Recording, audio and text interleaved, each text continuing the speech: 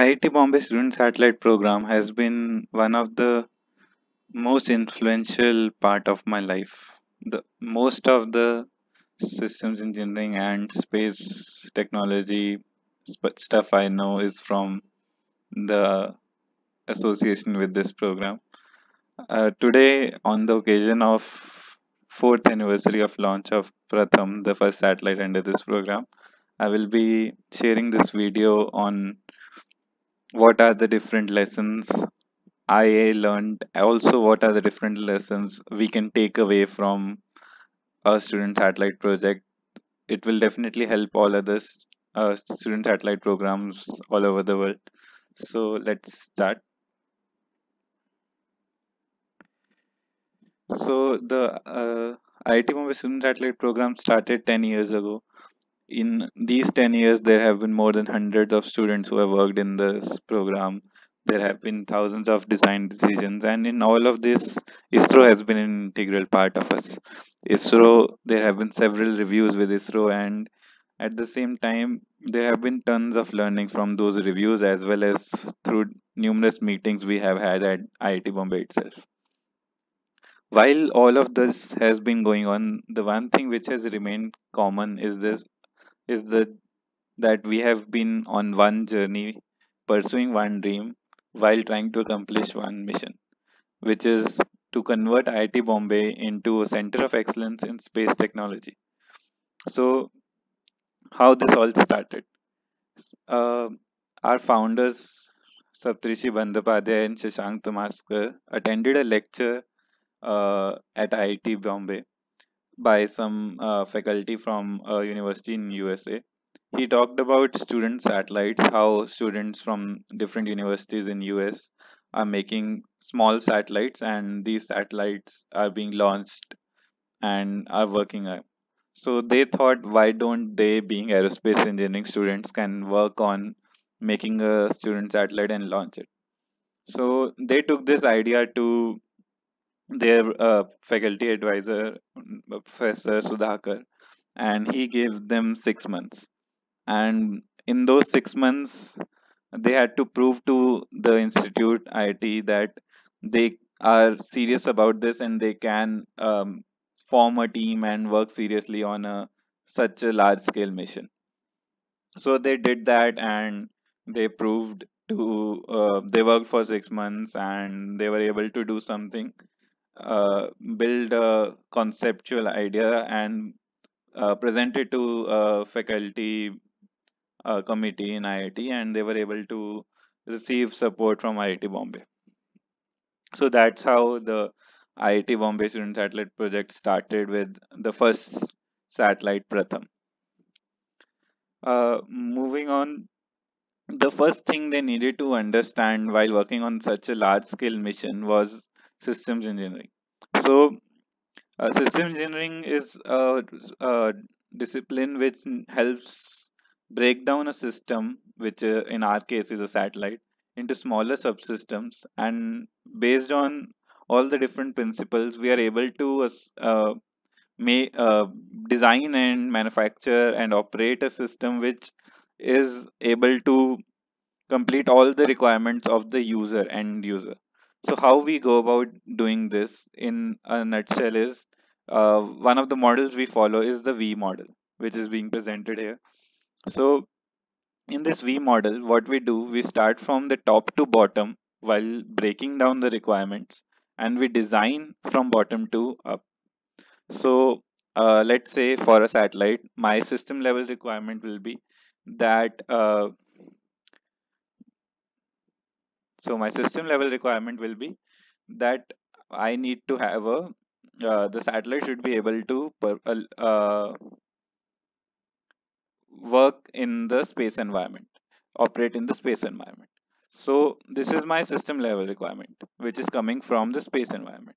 Now this requirement, I break it down to subsystem, that the mechanical subsystem will need to ensure that the satellite is able to maintain thermal balance while the satellite is orbiting the Earth. So there will be points when it's directly in the sunlight, there will be points when it's in the shadow of the Earth, known as eclipse.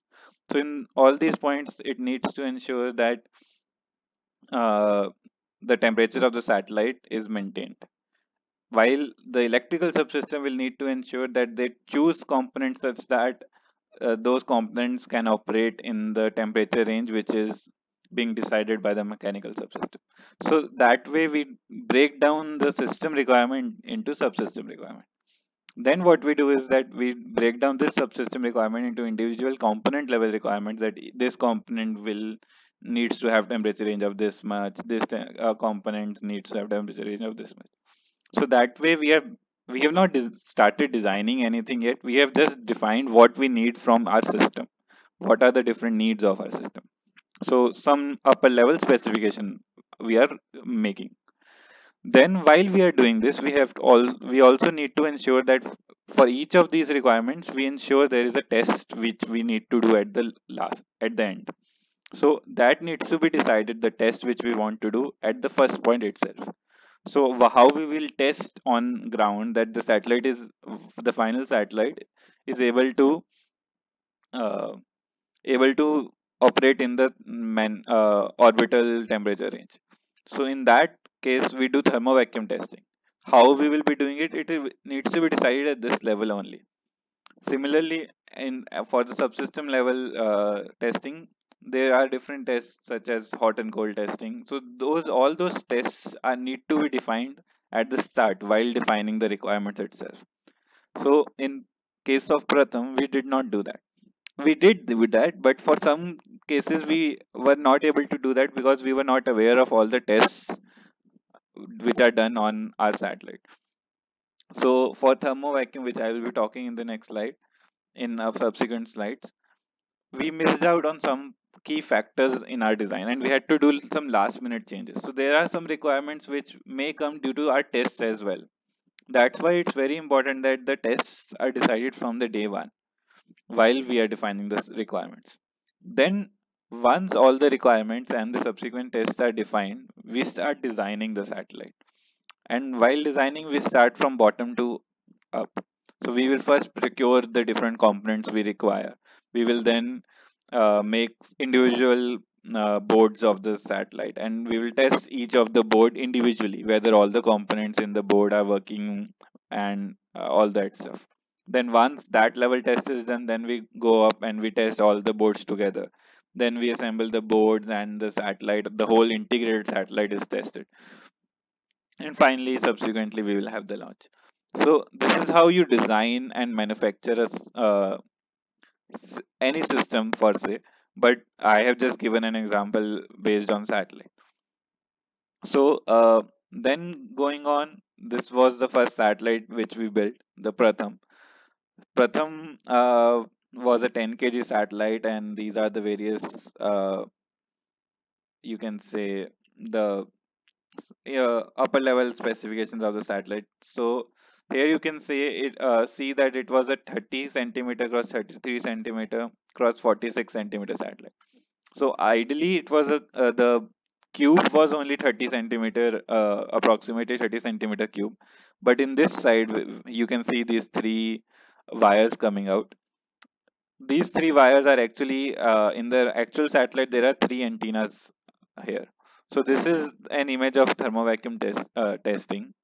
So here you can see the thermovacuum chamber. In this chamber, we put the satellite in this inside, and we test different. So it's a 36-hour long test in which different temperature ranges are given to the satellite. We make a vacuum inside, and then we test whether the satellite is working or not. But for that, we need to get the uh, data from the satellite outside the chamber. But this chamber, being closed and metallic, acts like a Faraday cage. So instead of communication antennas, we need to have wires to get the signals outside. But we didn't know about this at the start of the satellite design. So in our case, the antennas were not detachable. But when we got to know that we had to do thermovacuum testing in which the antennas need to be detachable, we had to do last minute quite good changes we did, but still they were last minute changes.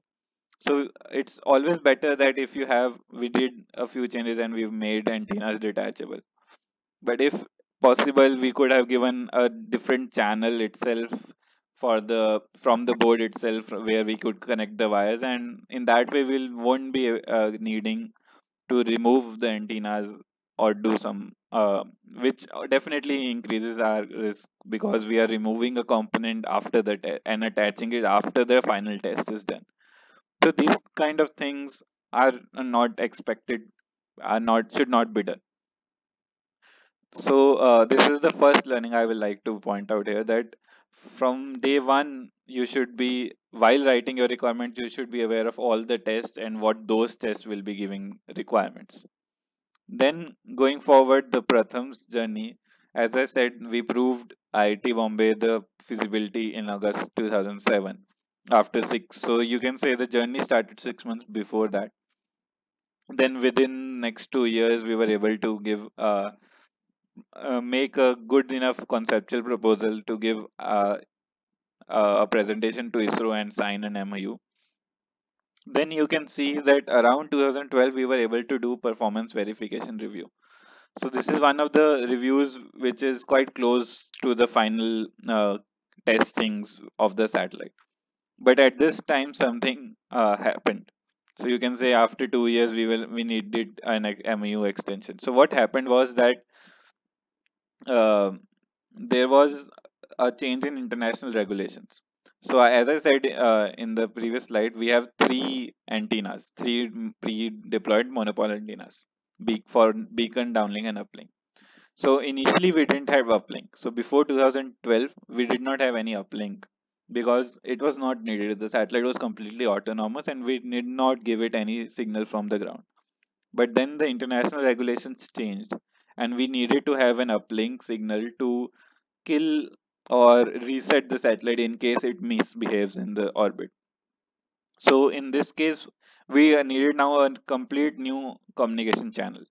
And at that time, because we were so close to the final testings and launch, the team which was at the time did not recruit new people.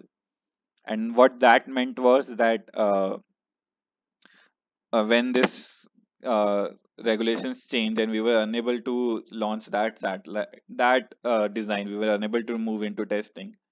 We didn't have future new recruits to continue the team, neither we had a launch. So there was around us 3-4 people left within the team, and then one of our project managers, Tushar, who was there at that time, he took the initiative, recruited a whole new team, and once again, sort of, we had to start from, not exactly from scratch, but we had to start again. So the two important learnings which are important from here are that, one, that at any given point of time, based on different regulation changes or different scenarios around you, your project can either stop or change, and you need to do that, otherwise you will won't be able to continue as a program. So to continue as a program and work on your mission, you have to react to the scenario which is around you, and at the same time always do knowledge transfer.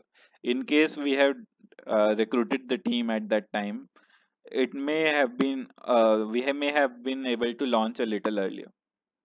So in any scenario, there are few things which are always important. It There will be times when deadlines are very important, and you may say that things like recruitment or things like other important things like documentation can be neglected, but there is nothing which you can neglect in a high scale project like a satellite. All such things are equally important. So in 2012, then we had a new team. We got an MOU extension, gave an update to ISRO, and we started again. And then in within 2 years, we were able to make the satellite and launch it. So you see how things evolved in this whole journey of 8 years. Then so this is just the PSLV which took Pratham to the orbit. So here you can see Pratham. So this is SCATSAT satellite, which was the primary payload for our mission. So here you can see Pratham.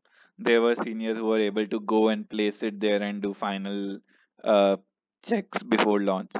So these are few moments which you will definitely get once you reach the launch. But is it the final step?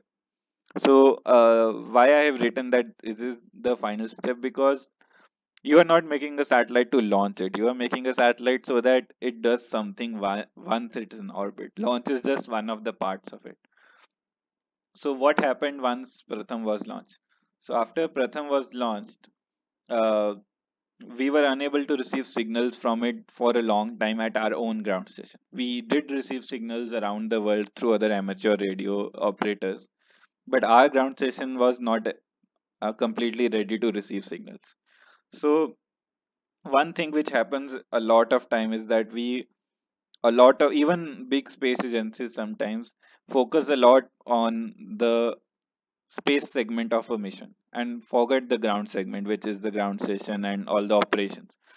So once you have a satellite, it should you should have a ground station ready to receive signals from the satellite. At the same time, all the data you will get from it, you need to have a team ready to uh, analyze the data, work on it. So if you have a scientific payload, if you have a weather payload, there should be a payload team who can assess the data and make uh, relevant observations through it. So until your mission is completely end and your mission life is over. So till then there should be a team. We generally as students what we do is that once satellite is launched we start thinking about the next satellite. But your mission is not over. Your mission is to be able to get data from the satellite and make some meaning of it. So this is just you do get recognition after launching such a mission being students. So we did get recognition from the prime minister, from the then chief minister of Maharashtra and governor of Maharashtra. So this is our team at the governor's office, governor's residence. So once you launch your mission, your satellite, you will get all this recognition, and you may also get this recognition once your satellite is able to perform and provide some relevant data for the scientific community. But you are not doing this for recognition. That's what I want to give out here, that these are the things which you will definitely come along, which you will get once you are working on a space mission. But you should not work for this. You should not be working for recognition. You should be working to give back, so that your satellite or your mission is either being done for some greater good, or it's giving out learnings to the others. So for Pratham, we had a very good social goal that we did ground station workshops for other universities. While our ground station may not have been ready, but there were many universities which were able to make ground station and operate it, and even received signals for our satellite. So that's very important. Then going on to the other learnings from the this project, I did talk about two of the important learnings. One was that from the start, think about the tests and the require. Each of the requirements should have a test from the day one, and at any given point of time, you should not neglect other things like uh, recruitment and other stuff. And finally, what I told was that there will be times when scenarios around you change and you need to react to it. You should be able to do that. The next thing is that you here you see different launch manuals and documentations of Pratham. So documentation is one of the very important parts of mission of such large scale. If you are documented everything, even when it fails, you will be able to know where it failed. So it's very important that you document each and every part of your mission. So let's say I come today and work on something. I should definitely document what I did today. Even if I did not do anything significant, I should write I did this and I didn't get any significant results. So it is very important to document everything. The next thing is while you are documented, you also need to ensure that there is quality in each and every work. So after Pratham, so to state the significance of it, I will tell you what happened to Pratham. So Pratham was unable to do its primary mission, which was to calculate the total number of electrons in the orbit. So why we were unable to do that was that we never received the downlink signal. We only received the beacon signal, and the data, we needed to receive the data from both the signals to be able to calculate total electrons, TEC. But what this meant was that don't even know why it failed, because the data of Pratham's health monitoring, which is how each of the component on the satellite is working, was in downlink. It was not in beacon. So that meant that we did not have any data for the operations of satellite. So this was one of the learnings we had. We knew around the final stages of before launch that yes, we should have data in Pratham's beacon as well, so that if, yeah, in case we are unable to receive downlink, we should know what has happened to the satellite. But at last minute, we decided not to change much in the satellite and go with it.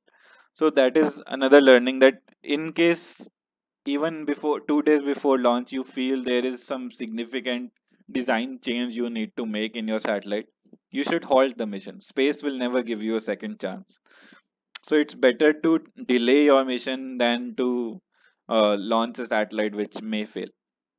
So what we did was that we we decided that for Pratham we decided that we will still launch it, and it's not about that whether that decision was correct or not. That was the decision that was made.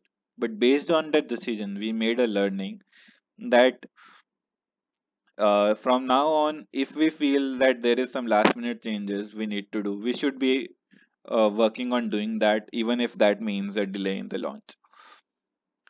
And also, we should always be doing, while we are working on this, how we will get to know about different last minute changes or different design faults in the satellite. For that, the important thing is quality assurance. So for quality assurance, it's very difficult to do quality assurance within a team of students, because generally what will happen is that we will be working we will be in the institute for around 4 years if we are engineering students, and within first few years you are just learning stuff, and in your last 2 years you are now making yourself able to go out in the world. Either you will be working for placements or internships, placements. Then there is GRE, TOEFL. So you are working on different stuff to make your life then. There, which is also very important. You are not making just one satellite, and that is not the end of your own life. So you need to build a career as well, and you should be, if you are working on a student satellite, you should be making a career so that you are able to do much bigger stuff in future.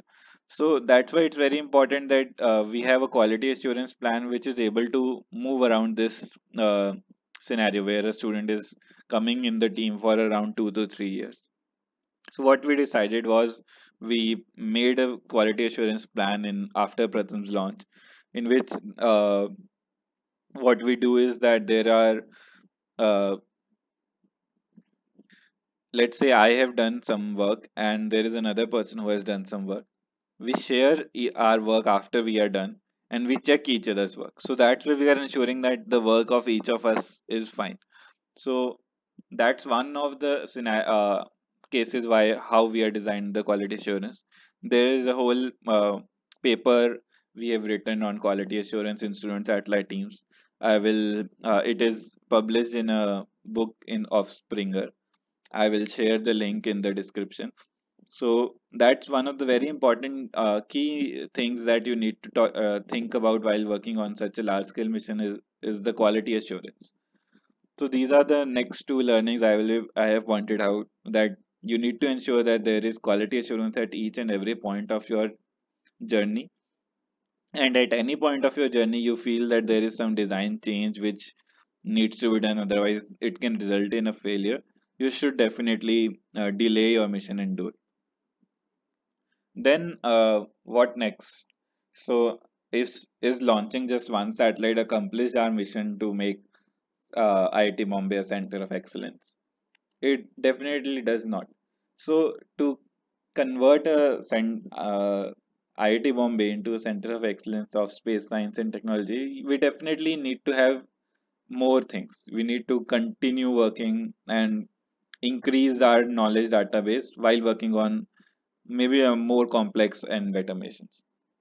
So what next? We started then working on CubeSat missions.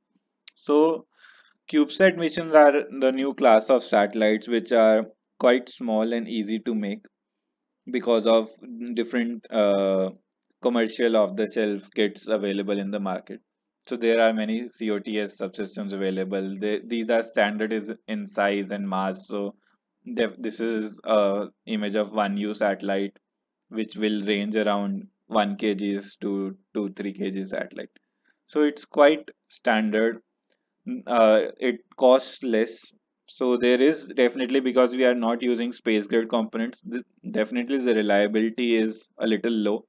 But then you have lots of satellites in the same cost, so you can say we are making up for the reliability in numbers by launching more satellites. And because of different COTS subsystems available, you can focus on payloads, you can focus on science, so you can design more payloads. So this is the new thing which is coming up in the current scenario, that everyone should not be trying to build a satellite from scratch, because it's like reinventing wheel again and again. You should be attempting to focus on some new ideas, new innovations, either in payloads or in some satellite technology. But for that, you will need to work on other aspects of the satellite. You need not work on the other aspects of the satellite, sorry. For that, there are COTS subsystems available. So that's why CubeSat missions are the new future. Many of the universities around the world are now shifting towards these missions. So once you have decided that maybe you want to do this, or any mission for say, you need to choose between a payload. So when we started working on our second mission after Pratham, we also came into this dilemma. We started working on different science payloads, thinking of doing complex missions like imaging a black hole, imaging sun, imaging moon. All these stuff, while uh, quite complex, would have, and also we could have done, that would have meant that we have to focus only on that aspect, that how to image it and that payload stuff. We should have purchased all the other components of the satellite. So the uh, common things like the power subsystem, the onboard computer, the communication subsystem, these things which are which needs to be in every satellite, we had to purchase it. Or the other thing would have been to work on some technology demonstration mission while working on the whole satellite. So we couldn't work on each of both of them together, because being a student team or being a starting out team, we are still in our starting stages, nascent stages. We can't work on both the stuff together. So this is very important, because we spent around 2 to 3 months working and finding a payload, and we skimmed through around 30 ideas, after which finalized the idea of Advitya. So it's very important that you decide which ones you want to go with. We decided we will go with space technology, and based on that, we came up with Advitya. So Advitya was the second satellite we planned. It was meant to be the lightest actively controlled satellite. It would have uh, sent SSTV images in the through its antennas, and we our main goal was that we will take space technology to schools. So with Pratham, as I said, there was a social goal of making different universities come to our university and make ground stations, learn to how to make ground stations through ground station workshop, and then make ground station at their university. with Advitya, we wanted to take this to school. So we had decided that there will we can make a 500 to sorry 5,000 rupee DIY receiver, and using smartphones and that DIY receiver, anybody can receive signals from this satellite, and the signal will be an image. So we wanted to take this to a, let's say, a village where even internet connectivity is not there, and then we can directly go and help them build a receiver, and they can receive satellite signals. So in that way we would have we would be touching those parts of India where even internet has not been able to go. So this was our goal. So while we were working on this, we decided that the scenario around us is again changing. The scenario changed to this, the PSLV stage 4. So ISRO earlier had a full-fledged student satellite program in which it allowed universities to make small satellites and launch it in for either very nominal cost or for free. But recently ISRO is changing or renewing its guidelines for the student missions. At the same time, ISRO in June of 2019 came out with this announcement of opportunity that the PSLV stage 4, which is this part, once the PSLV is on in the orbit and all these upper satellites are ejected in the orbit, the stage 4 can remain in the orbit and perform as a platform. So ISRO decided that they will mount different payloads on this orbital platform, and then uh, universities or academia and some private companies can test their technology in space. So this was an announcement of opportunity released in June of 2019, and the deadline was to propose a mission was in December.